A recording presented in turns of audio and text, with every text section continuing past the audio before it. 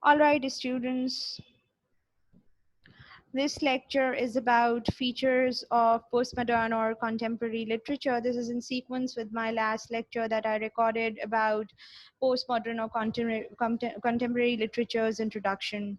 So what have I done for you is that I have picked up few features of the postmodern world or contemporary literature from different research articles, and I have lined them up here. I'm going to discuss them one by one and would try to explain you with examples. So the first feature that we are going to discuss is reality or hyper reality based. So this hyper reality based is actually something that does not have a clear line of distinction between what is real and what is virtual. Since there is so much intervention of technological advancement in the postmodern world, that people living here are unable to discriminate between what is real and what is virtual. This theory was basically proposed by John Baudrillard, who is one of the famous philosopher of the time. We're not going to go in detail of the theory, but I'm going to explain a little about what he means to say when he say that things are hyper real.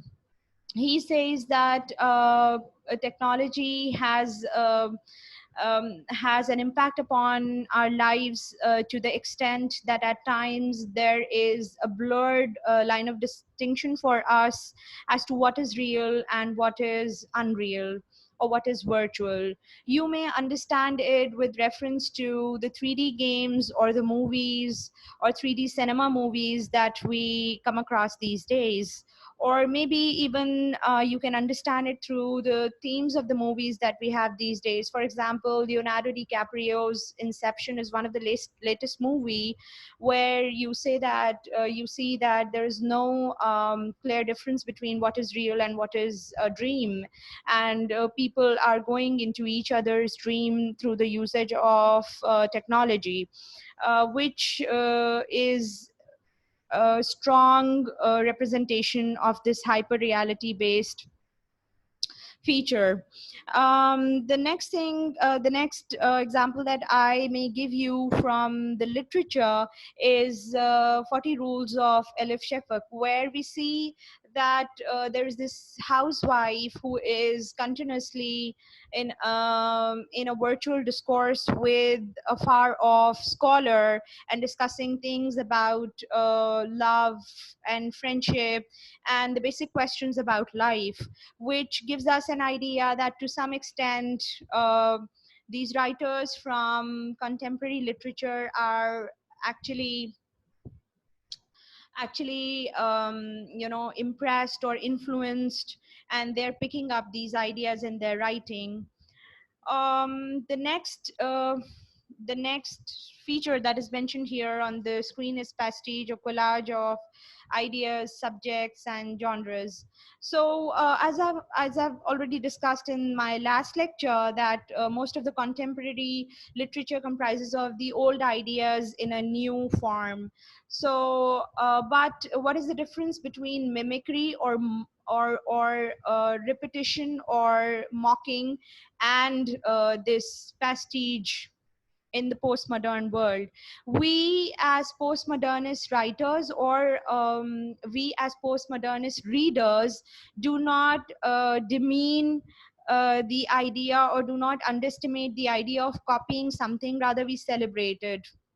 For instance, if you speak about Troy, the movie is very famous these days, but if you look at it, it is actually picked up from a very old story, a Greek story.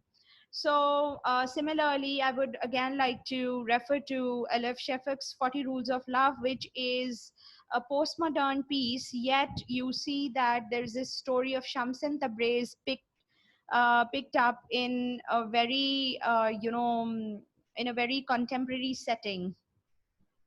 So this is actually called as prestige or celebration of old ideas in new work, and many writers from contemporary literature have practiced it. Now we move on to another feature, that is the strong characters. This is pretty simple to understand through an example of Shakespearean dramas. If you look at the Shakespearean dramas, we see that most of the characters are actually plot driven. For example, Hamlet. Hamlet is one of the famous literary piece by Shakespeare, where we see that Hamlet is actually a victim of his fate, and this trend is continuously observed in all of the old literature that we read. But contrary to this, if we read the contemporary literature, we see that mm, the characters are very strong, and all of the stories in the contemporary literature are actually character driven. You may take an example of Paulo Coelho's Alchemist, which is one of the very famous literary piece these days. And we see that the main character struggles through life, and he passes through different incidents, and in the end he is able to achieve his destination. Let me make it clear here, the presence of strong character does not mean that he actually wins, or he actually achieves his destination in the end. Rather, it is to say that even if any character fails in the end, he is not actually driven by the plot. Rather, the plot is driven by the characters in contemporary literature. Moving on to the next feature, it says based on mini narratives. For understanding mini narratives, first we have to understand what are grand narratives. Grand narratives are the bigger issues, or the bigger problems of the world that have been repeatedly discussed in literature, or in form of any other art, or that have been politically discussed widely by different people. So what can these grand narratives be? They may be focusing on social injustice, they may be focusing on social discrimination. For instance, you may take example of Goethe's Faust here.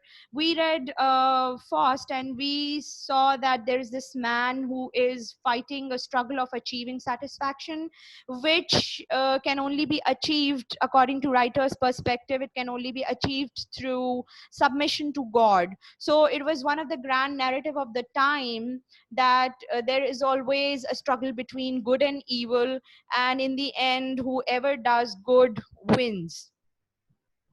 Contrary to this, if we see that how the contemporary writers project the idea, they pick up mini narratives. You may not say that they change the problems. Maybe they're talking about the same problems that people are facing, but they present them through a lens of ordinary human being. For example, you may pick up the example, you may understand this through the example of Arundhati Roy's The Ministry of Utmost Happiness, which is a story of a homosexual who is struggling different wars. And within that story, Arundhati Roy has presented the political upheaval as well.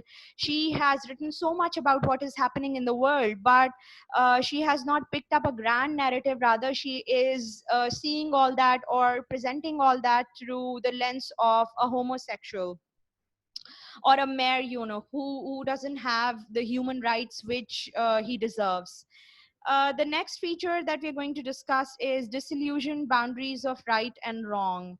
So this can be truly understood if we refer to the Canterbury Tales, for example, of Geoffrey Chaucer, where there was a clear distinction between what is right and what is wrong. Even if he is being sarcastic, and he has sarcastically or ironically projected a few of his characters in the Canterbury Tales, yet we see that he clearly mentions that they are the wrongdoers.